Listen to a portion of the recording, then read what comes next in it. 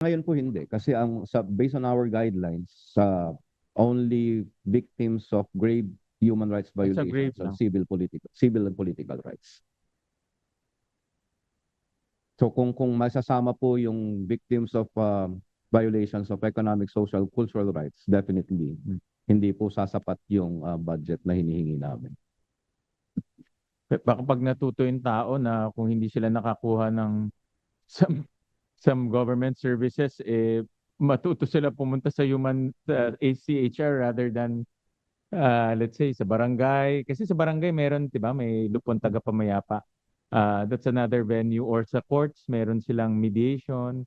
So there's actually maraming levels for a constituent to seek um, redress, or seek, kahit na yung mediation lang or adjudication. But ngayon ko lang nalaman that they can also go to the CHR. Sige, Commissioner. Go ahead. Yes, good morning, Your Honor. Idagdag ko lang po na isa sa requirement bago makapag-grant ng financial assistance ang Commission on Human Rights ay dapat magkaroon po ng findings ng human rights violation. Meaning, it must undergo investigation either from our regional offices and then ma-elevate po sa Commission.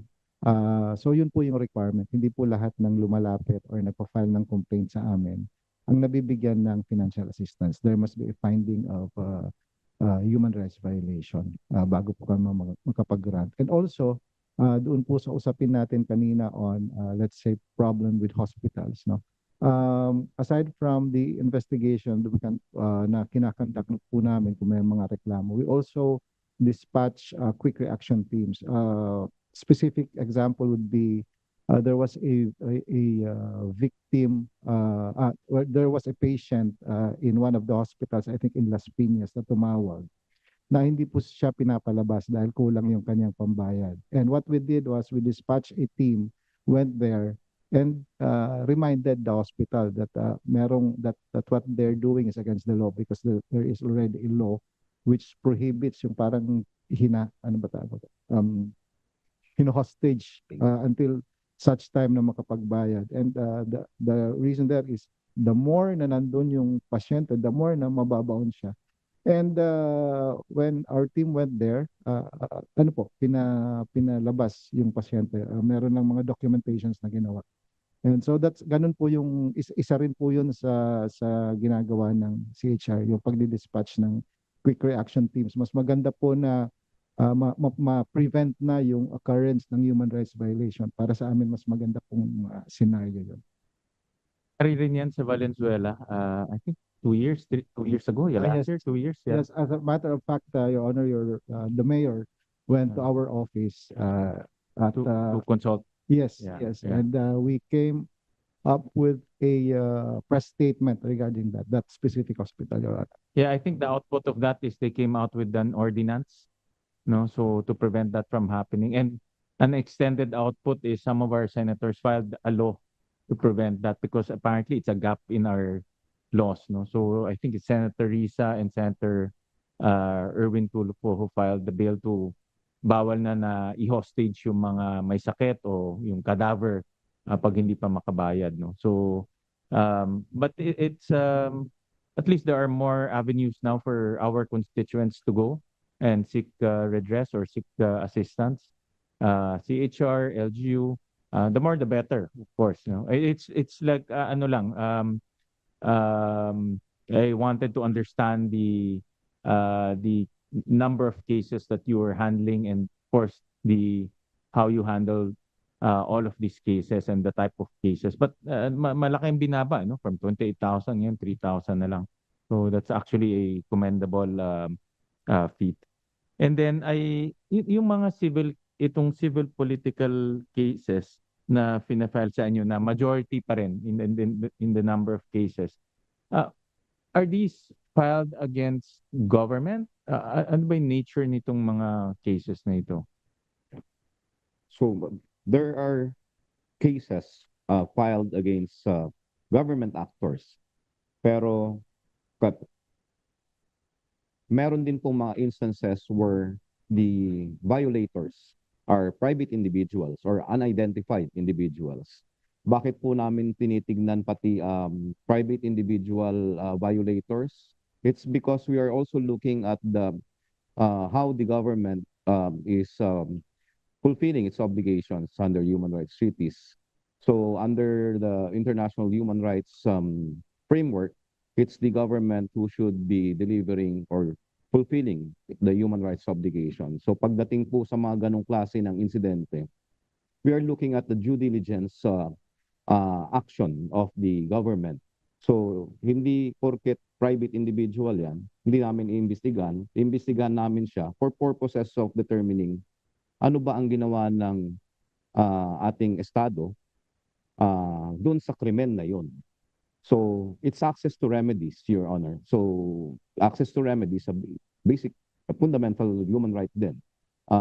So kapag may failure on the part of, let's say, the police in investigating a crime, the government has failed in its obligation.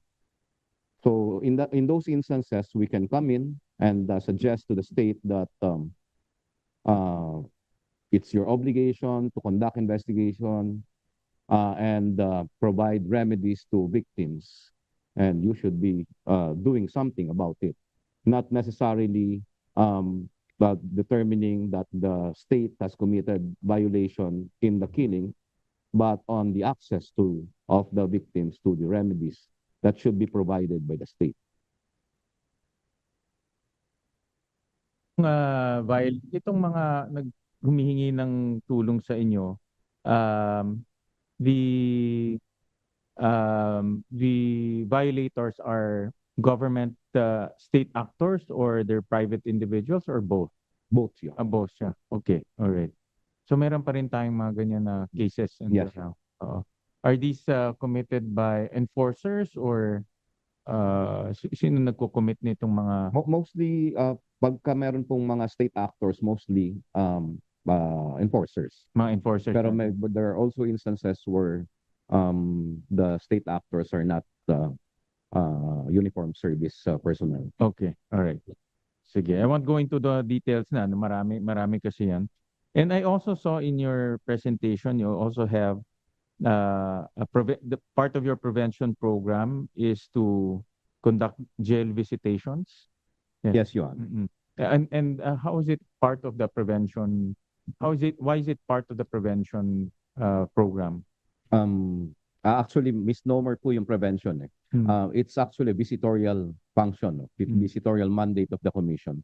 Under the Constitution, we were given the mandate to visitorial mandate for inspection of jail and places of deprivation of liberty, mainly because of torture prevention. So kaya po siya part ng mandate namin is because it's given by the Constitution, and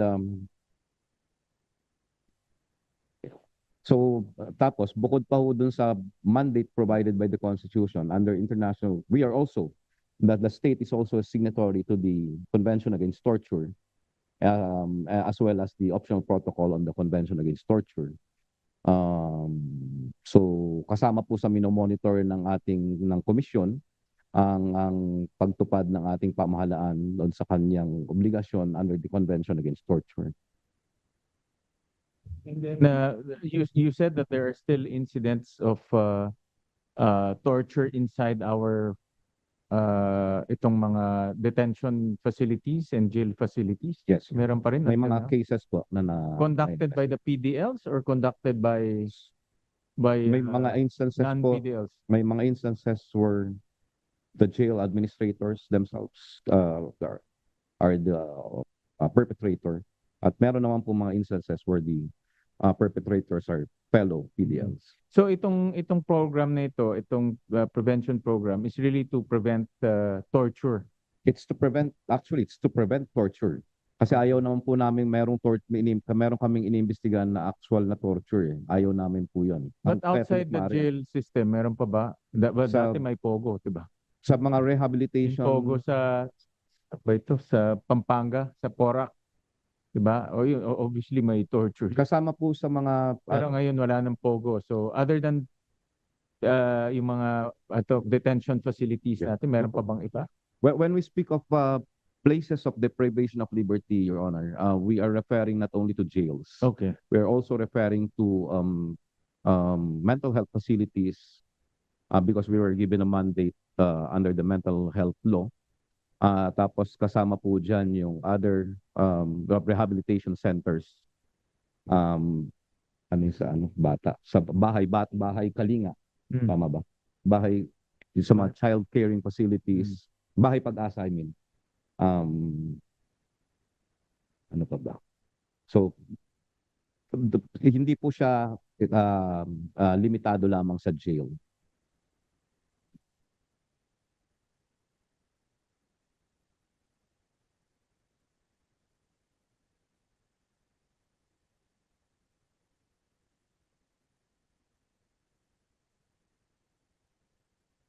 Maidagdag ko lamang po, Mr. Chair, that yung aming prevention mandate, bukod ho sa Constitution and international instruments that I already cited, there is also a law, there are also laws providing the Commission these mandates, particularly the anti-torture law, as well as the anti-enforced disappearance law, where the Commission on Human Rights is given the mandate to inspect places of deprivation of liberty. So that's but the purpose of that is to prevent mga torture, make sure that their living conditions are Yes, yeah. up to standard. Standards, yes. And then they're even though they're persons deprived of liberty, they're treated with dignity and with standard standard care. Yes, Or the standard of human rights care. yes. Yeah. Okay. Sorry. Ano ba ang Chairman, right now, I know we did discuss about the cases, but in your opinion, what is the most pressing human rights issue now, in the Philippines? Marami po actually. In a snapshot. Kung titignan po natin yung international recommendations, we have to go back to the UPR, Universal Periodic Review of the Philippines, the treaty body recommendations, as well as the recommendations of the Special Rapporteur. Kung babalikan po natin yung mga yon, kasi sila po ay mga mekanismo ng karapatang pantao kung saan nire-review yung sitwasyon ng ating bansa. Lalabas po doon na ang mga primary concerns pa rin ay civic space, and by civic space we mean the threats, harassment to human rights defenders, human rights advocates. Marami rin po yung mga killings at may mga claims of enforced disappearances. We also have gender-based violence, child rights violations, at marami pa pong iba. Depende po kasi sa kung titignan niyo po yung ating nabanggit kong mga recommendations coming from the international mechanisms. Ito po yung mga common na lumalabas na mga issues sa ating bansa. And we also observed the similar number in terms of our cases.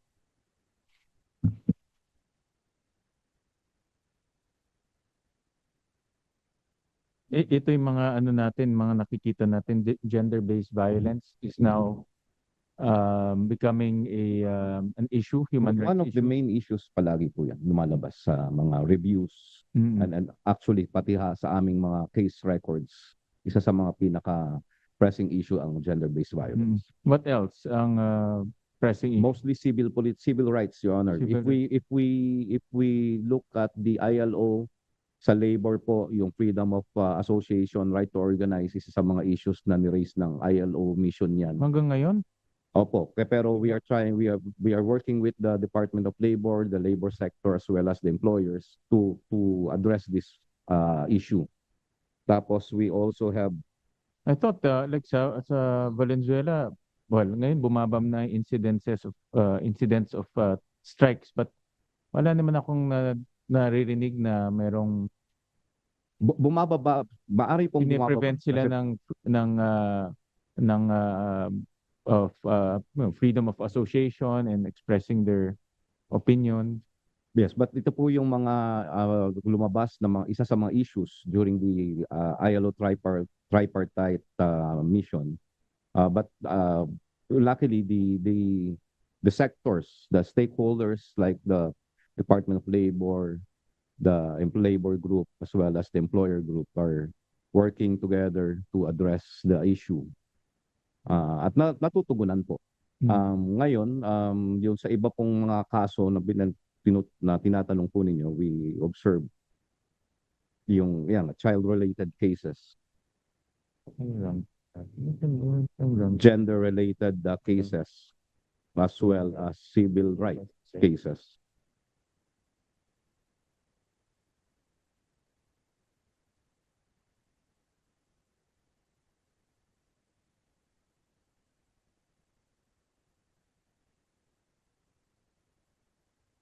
Nandito ba yun?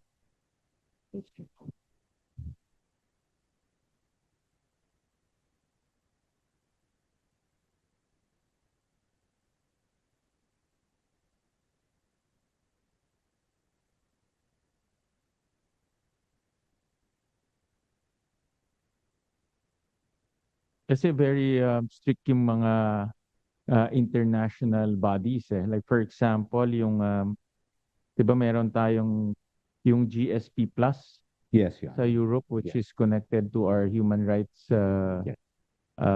advocacy. Yes.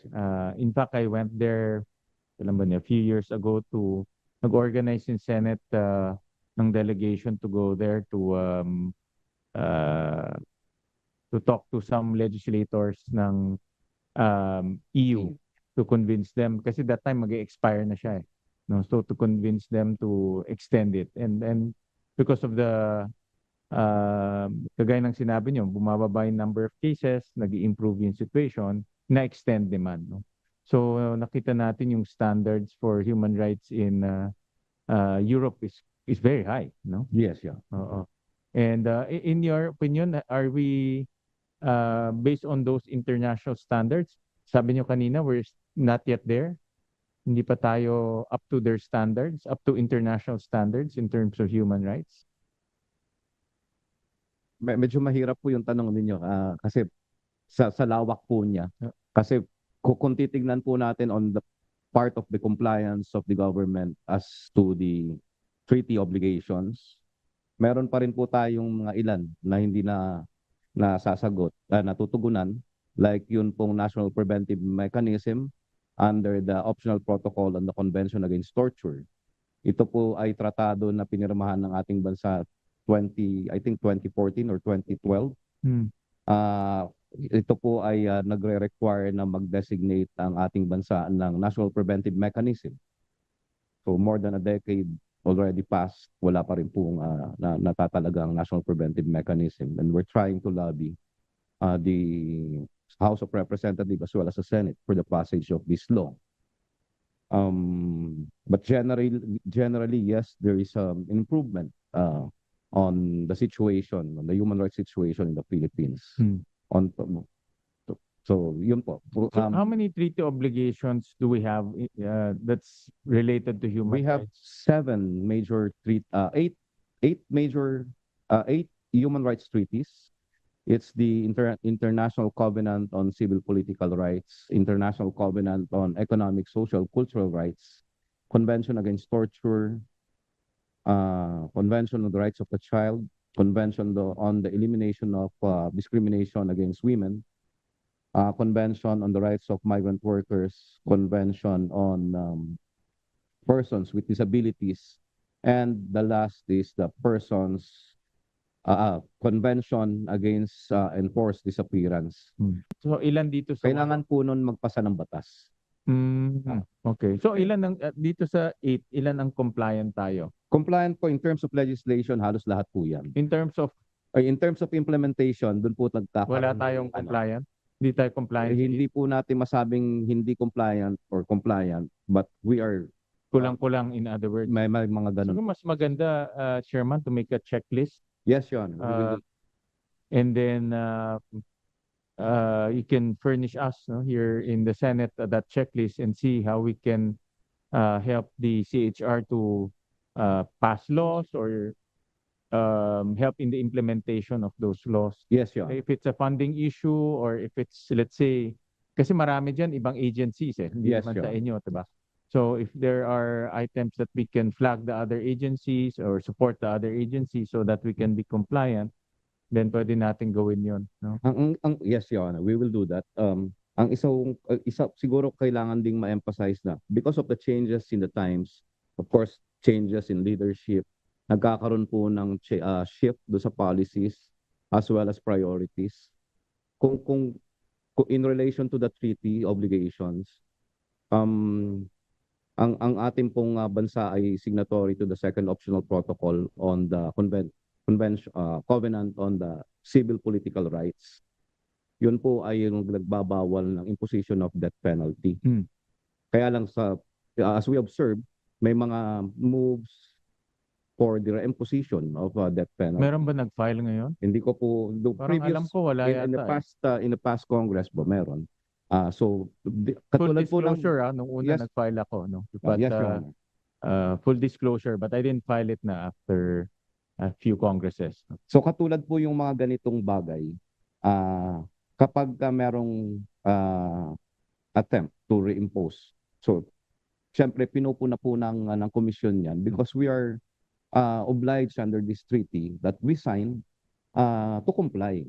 So since we agreed not to impose death penalty, dapat hindi natin ini-impose under the treaty of. But that's only one, di ba? That's Marami, only one, yes. marami. So maganda may checklist. I can see provide additional examples, Your Honor. I think alam niyo po yun, yung previous years yung mga recommendations under the Convention on the Elimination against discrimination against women, yung sa CEDAW recommendations. Marami hong mga recommendations doon na medyo controversial. But we have to deal with it because we are signatory to this treaty. Okay. Yeah. Yes, Commissioner. Chair at saka Mr. Chair, Mr. Senator, gusto ko rin pong ibigay na example yung atin pong treaty obligation on the rights of persons with disabilities. So mayroon na rin po tayong counterpart na batas. Pero makikita po natin na sa implementation na challenge po talaga ang ating bayan. So halimbawa, lahat po ba ng government office ngayon, kung hihilingin natin na gumawa ng self-compliance audit, papasa po ba? Ito po bang gusali na to ay papasa pagdating sa rights ng persons with disabilities? Sa atin po bang talakayan ngayong umaga, nagkaroon po ba tayo ng interpreter para sa mga deaf community? Tapos, tignan na rin po natin yung kuminsan yung mga tangka na ginagawa ng mga establishments, private or government. Maglalagay sila ng rampa pero alam natin hindi po talaga safe or feasible for ramps, ganon.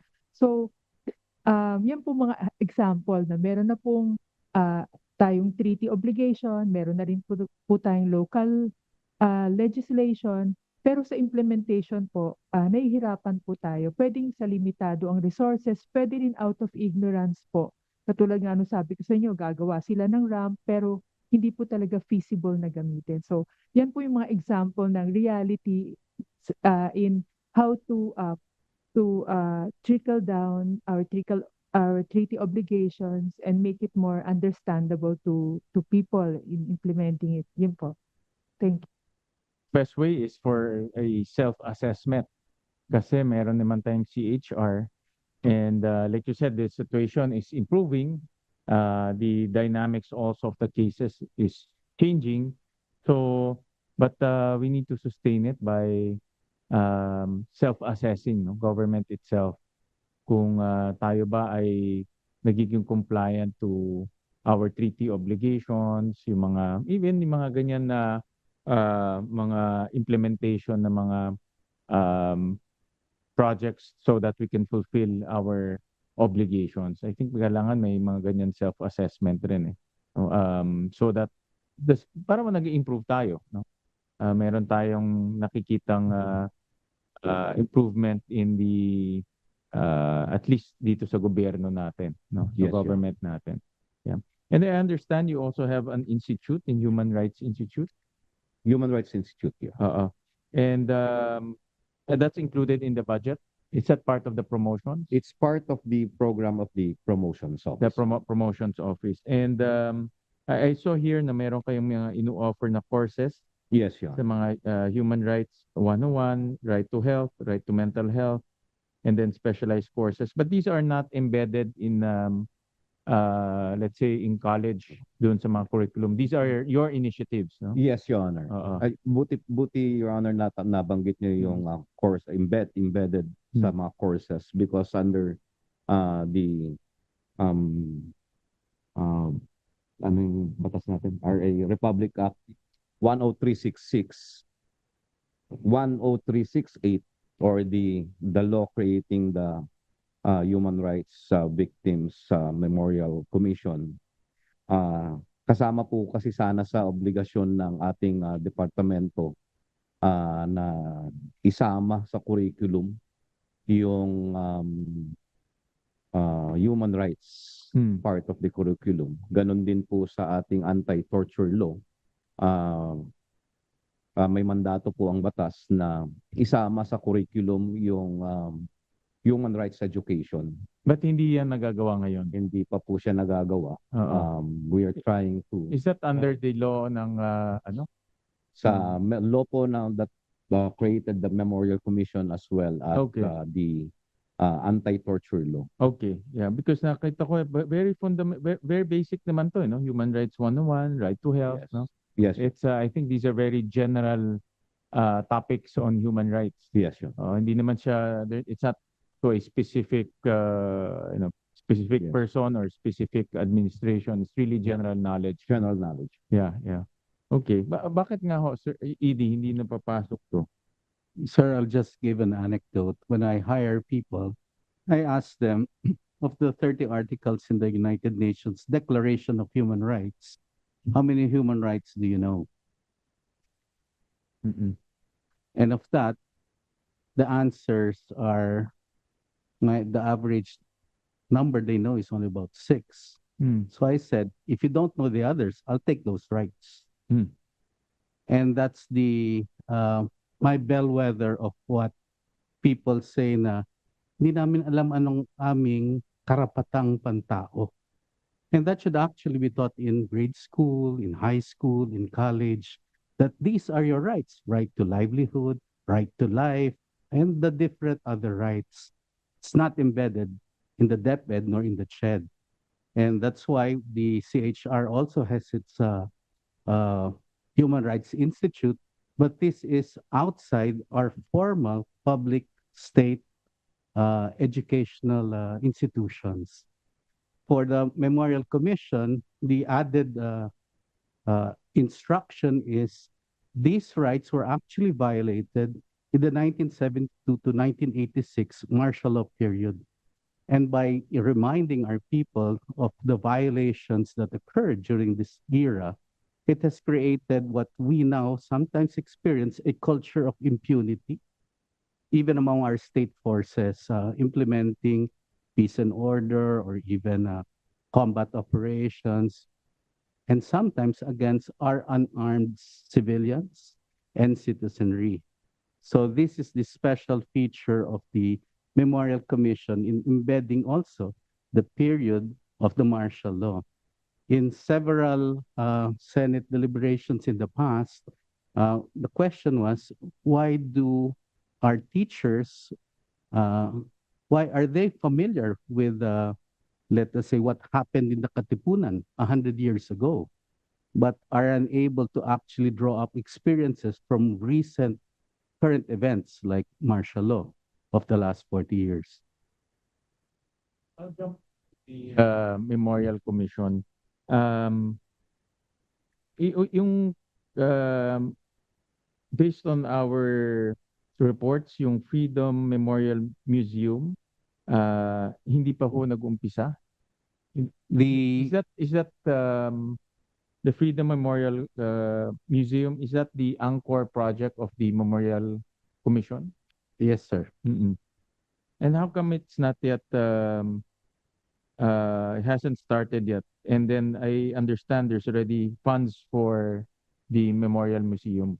You're correct, sir, that the property where the Freedom Memorial Museum will be built will be on 1.4 hectares provided by the University of the Philippines along its Diliman campus. And in that area where they had designated the use of that property for the next 50 years, they had several UP buildings called the UP Community Maintenance Offices. In order to clear the area, the university committed that by September 30 of this year, they will vacate the premises and move to the relocation site that we had built in 2022, which is a relocation site for those who will be displaced when the Freedom Memorial Museum starts construction. It is now already October 15, and they have not fully vacated and provided full possession to the Memorial Commission of the property. Yeah, any particular reason how come they donated, they gave the property via use of RAC, but they haven't vacated the property. Is there any reason for that? The and university has their own reasons, but their commitments to us was that they would vacate it, and if there's several offices still in the area, they would move them in other locations within the Diliman campus so that we can freely enter and have full possession and start already the bidding procedure for the Freedom Memorial Museum construction. How much is the museum? The last Board of Trustees passed an ABC of something in the range of 555 million. That's the total amount na, including the- everything. That was passed several years ago. That number needs to be updated Okay. with the current prices because that was estimated during the pandemic period, sir. Okay. And I understand the funds have been fully allocated already. The funds are in our trust fund, The and 500 million. they're 597 million as of the moment, sir. Okay. And then it's the Memorial Commission who will build the museum, or it will be delegated to, let's say, DPWH. The manner by which we had conducted is a open bidding, and in the past there was a winner Okay. So but- mayroon ng winner. in the past, sir, but it was awarded. They were given mobilization funds, but UP at that point in time did not want simultaneous building and relocation. And the contractor who won after 10 months presented that it could not fulfill its obligations because of the universities not leaving the property. And we moved for a termination of the contract, termination of convenience. Okay. So when was this? When was the contract awarded? That was awarded 2022. At matagal na. Yes, sir. And then after a year, the contract was rescinded. Yes, sir, because Force majeure, I would The- assume. it was not force majeure because the contract was to finish it before the 2022 national elections. The winning contractor then had 18 months to build it and actually mobilize. We actually gave them a mobilization fund of around 68 million. They already fenced portion of the property, but because the UP buildings did not move, they were forced to return to us and say that we will be impelled to pull out of the contract for the non-fulfillment of the obligations of the university in providing full possession of the Yes. property to the Memorial Commission. Tagal na pala, 2022. And the contractor returned the mobilization. Yes, sir. Okay. In full, without That's good. At least mabait in sila. full. Kasi that other contractors will probably not return it because, diba, usapan na yan, contract na yan eh. They must have lost a certain amount as well in the millions for the mobilization, but they did not charge the Memorial Commission for that when we sent the OSG as our legal counsel to negotiate also with their legal representatives regarding extricating both parties from that contract.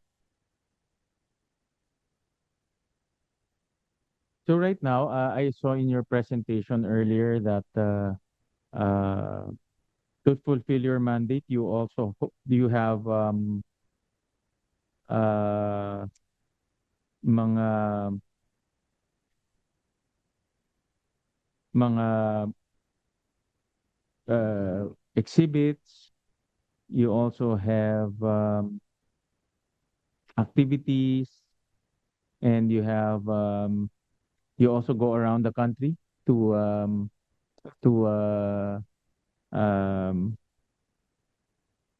parang mga outreach activities. Ito yung mga ginagawa niyo ngayon. We do, sir, have a physical space. It's about 92 square meters. Our indoor Freedom Memorial Museum Gallery in our office in 150 Corporate Center along Panay Avenue. The internal space for that museum is actually larger than the privately led Bantayog ng Bayani Foundation, which also has a physical museum for martial law victims and survivors. We do know that it would be difficult for people to go to our physical museum, and that's the reason why we created a mobile library that can go out and present the different memorial and artifacts to a larger audience. We do have also, and I was reminded by the chair, a specialized library wherein we would be the most comprehensive source for all of the martial law related events and data with us. We also have an archive which has been estimated by one of the museum curators to be worth 10 billion pesos. So we hold one of the more valuable archives of our country. I would assume that the main direction of the Memorial Commission is really the museum. Once that museum is put up, that will be the main symbol of the Memorial Commission. More than the symbol, sir, it would be the Philippines' contribution to the international community of human rights Yeah, museums. Parang ano yan eh, napuntahan ko yung sa Germany, yung Holocaust Museum. That museum that you're referring, Yung nasa sir, ilalim. is the Uh-huh. Museum of the Murdered Jews in Europe. Hmm. And when we were able to have a benchmarking visit there and talk to the museum director, the question I asked is, when were they able to build this museum on a property where no human rights violations was made by the Nazi forces? No one died there. It was not a concentration camp. It was not a killing field. And they said it was in the early 2000 wherein they built that museum, sir, that you were able to visit. And I told the museum director, that's 60 years after the war in 1945. Why did it take Germany so long to build that kind of museum? And he says, that's part of a nation's journey, because later on, another ideological branch would win in their government. They would move that location, they would defer the construction, and what we have seen since 1986, we have not yet been able to build our Human Rights Museum. It will be 40 years next year from on anniversary of People Power.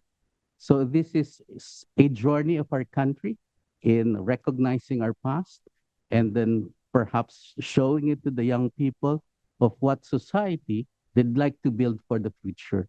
These are the importance of these memorials.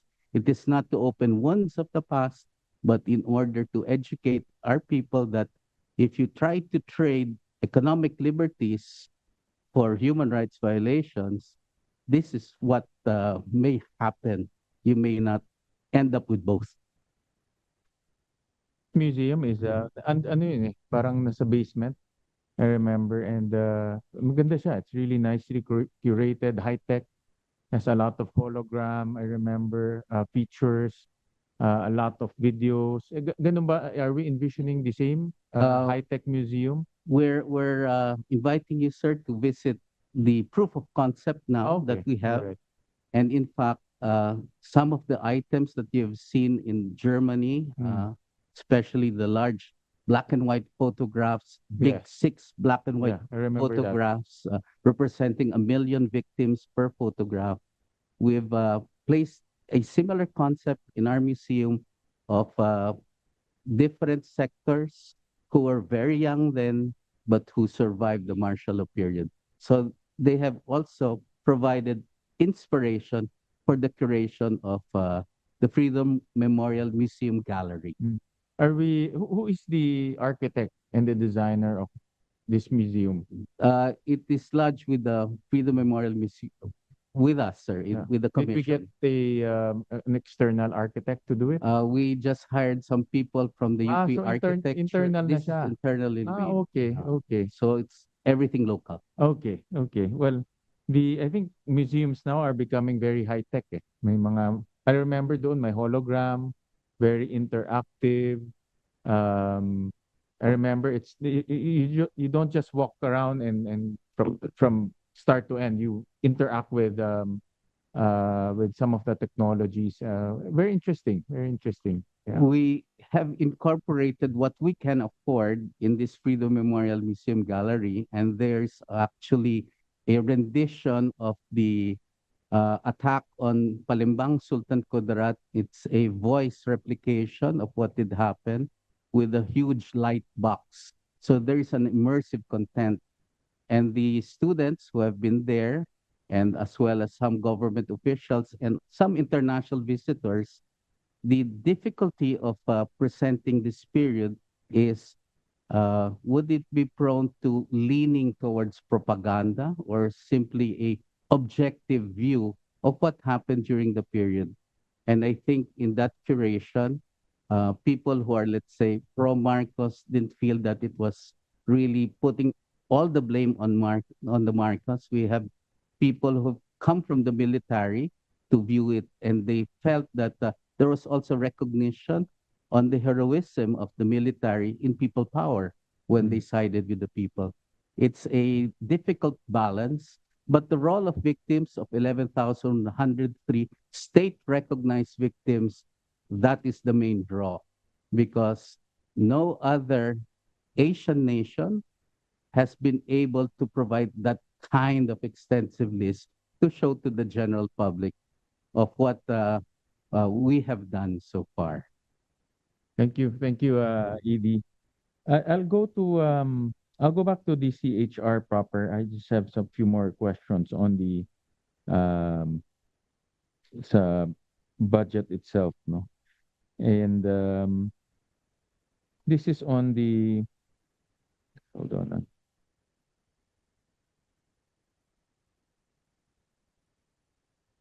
Itong we provide legal assistance, Yes, Chairman. And Yes. Itong legal assistance, this is for those victims. victims, yes, yeah. This is when they file to you or when they file to other courts? How does this work, itong legal assistance? Hindi po when they file the complaint sa commission. Oo. It's more of a Kasi when sila they yung file complainant yeah, eh, 'di ba? when they file complaints in courts, prosecutor's office, or maybe referral to other agencies of the government. So, for example, you refer the complainant to another court, to another jurisdiction. Yes, yeah. Tinutulungan niyo sila mag Kasama po, yes, yung legal yes. assistance. Yes, Kayo na rin gumagawa ng pleadings. affidavits, pleadings, Okay. ginagawa rin. And then who represents them? Ano na? Maybe private lawyer, public attorney. Or public attorney's Yeah. office na. Okay. So that's another service that you provide the complainants. Yes, yeah. Okay. That's under which program? Under the protection program. Under the protection. So yun hindi nakasali. Obviously hindi nakasali yun dun sa case niyo, no? Hindi niyo na minomonitor yun. Kasama po sa minomonitor. Okay. Pero Okay. separate docket siya. It's not part of the list of the cases for investigation. Yeah. Kasi may mga instances where complaints are filed, they require investigation, but at the same time, they require other protective services. So kapag minsan nag-file ng complaint sa amin for violations of human rights, we also determine other protective services that the commission can provide, like legal assistance. Kasi yung sa amin po is determination lamang ng human rights violation eh. Pero may mga instances kasi na yung mga reklamo nila would also require criminal prosecution or administrative adjudication. So sa mga ganun pong pagkakataon, we provide legal services by assisting them in the filing and preparation of the complaints or documentation of their cases for filing in the appropriate agencies of the government. So halos sabay po yung mga programa, mga services na binibigay.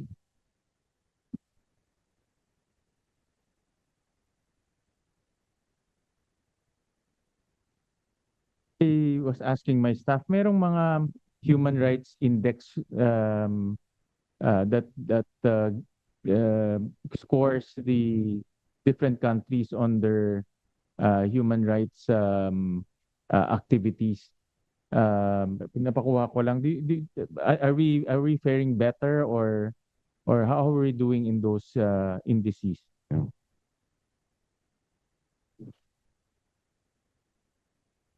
Wala po kasi sa akin yung index ng HRA. May mga international, let me just pull it up.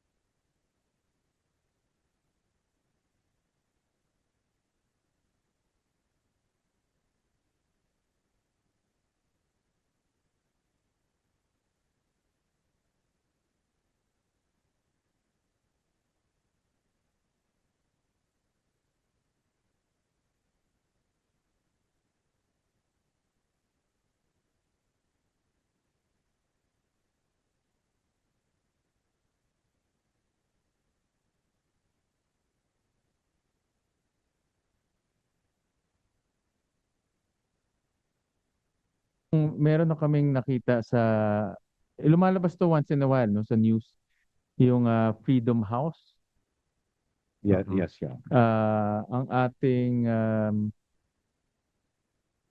score natin dito, freedom at a glance. Global freedom is 58 out of 100. Then internet freedom is 60 out of 100. It's described as partly free. Global freedom is partly free. Internet freedom is partly free. And then it goes, political rights is 25 out of 40.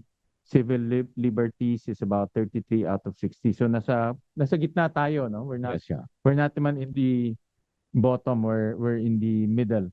Yes, yeah. Itong Freedom House, I read it quite often. Lumalabas to in the news. So, of course, ang ating goal is to increase it, no, to get a higher score. And what will it take, Chairman, and the Commission to get a higher score? No? Ano ba yung mga kailangan natin? And is that with the request that you are asking the Senate, itong 344 million, will it also translate into improve improve scores in this index? Will it also translate, let's say, into a improve, kasi image rin to eh. Yes, No? yes, Your Image Honor. ng bansa Yes. to eh. Ito Yes, Mr. mga Chair. international Yes. scoring uh, um, organization, it's really for image purposes eh. Yes. Vis-a-vis other countries. So, yung ang punto ko is itong budget nyo ngayon, itong hinihingi nyo, will it improve the image of our country insofar as human rights is concerned? To answer your question, Mr. Chair, directly no. Kasi hindi naman po kami yung sinusukat. And it's not the Commission on Human Rights performance that's being measured by these bodies. It's the performance of the government, the entire government, Government or the country? the entire country, by the government actually, because it's the government that is the primary, or who has the primary obligations in protecting and promoting human rights. So kami po ay Just one aspect lang. monitor. We Mhm. are the human rights monitor, but also the bridge. We have the bridging role in the with regard to civil society and the government as well as the international mechanisms. So kung meron if the mandate of the commission would be appreciated objectively, you will see that the commission can work with the government. The commission can work with the civil society. We can also work with the international mechanism. And kami po ay makakatulong doon sa pagtupad ng ating pamahalaan. At ganun din ay mapagsolba ng mga problemang inihahain ng ating mga kababayan. Although indirectly, ang sabi ko, ang tugon ko po ay indirectly, the additional budget would help the increase of the perception index of the Philippines in terms of human rights compliance dahil kami po ay makakapagtulong upang masolusyonan yung mga issues na o hinaing ng ating mga kababayan na patungkol sa karapatang pantao. Ang suggestion ko to the commission, since ang commission naman is first of all, part of your advocacy is to improve the situation, is to guide government on how Yes, to yeah. improve its image. Yes, No, Your Honor. nag-i-improve, like you said, no, the situation is improving. Therefore, the image is also improving. But we have to continuously improve, no? Nasa gitna lang tayo, kumbaga, we're just in the middle of the pack, no? So, I suggest to the commission to assist the country on what to do to further improve its image, and maybe through a parang a checklist or a roadmap, so that every budget hearing we can also talk about this with our other agencies. Yes, Your Honor. We continually do that, Your Honor. In fact, as I said earlier, very active po kami in coming up with agreements with the different agencies of the government para po matugunan yung mga concerns regarding human rights na naapektuhan do sa kanilang mga specific departments or agencies. So in particular, I can cite some: DOLE, AFP, Bucor. Recently, we had an agreement with the Coast Guards, PTFOMS, CHED, and other agencies of the government. Yeah. So yun po ang purpose nun ay human rights promotions, data sharing, collaborative activities, all in fulfillment of the duty of the government to respect and protect human rights. Yeah. Kasi ang category natin partly free, eh. No? So we're not yet there in terms of the global standard. So I suggest to the commission is to maybe put a roadmap in place. Ano ba dapat gawin ng gobyerno as a whole? I know it's not your responsibility, but pwede kayong maging the guide for all agencies to follow, no? Yes, Your Honor. And then there are also specific deliverables talaga, no? Kasi if it's just very broad strokes, hindi ma-measure eh. Para ma-measure talaga natin in deliverables. Yes, Your Honor. That's what I suggest to the commission. Yes, Your Honor. We Yeah. do that, Your Honor. And then lastly, I saw in your budget, may traveling expense na 69 million. It's 14% of your MOOE. So anong ang typical traveling activities ng commission? Yun pong travel expenses na yan covers the travel cost of all travel cost requirement of all the employees and officials of the commission. So kasama po yung mga regional offices namin who are required to travel from one province to another. Covered po yan. And yun pong The performance of your duties, which is yes, Your Honor. to investigate, Yes, to gather facts, I would assume. Yes, Your Honor. Yeah. Tapos meron din po kaming mga international travels because of our engagement with the UN human rights mechanisms. So kapag ho may mga sessions sa United Nations or during the review of the country, we are being required by the UN to attend also to serve as resource persons aside from the government delegation. So tapos bukod pa ho dyan, we also some of the members of the commission hold positions in international organizations. Like myself, Your Honor, I hold a position in the Asia Pacific National Human Rights Institution Forum, where I serve as the governance committee member. Commissioner Beda Epres serves as a member of the subcommittee on accreditation of the Global Alliance of National Human Rights Institution. So may mga requirement po na kailangan kaming umattend sa international activities as required by our functions. Pero majority of the fund na binanggit po ninyo, these are funds for to sustain the investigation and our promotion services.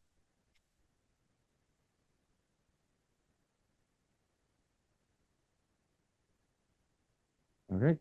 Thank you, Chairman. And I don't have any more questions. So there being no further questions, the budget of the Commission on Human Rights, including its attached agency, the HRVVMC, is now deemed submitted for the plenary's consideration, subject to the discussion and submission of documents requested. So maraming salamat, Thank you. Chairman. Thank you very much, Mr. Chair. Thank you, Chair. Hearing suspended.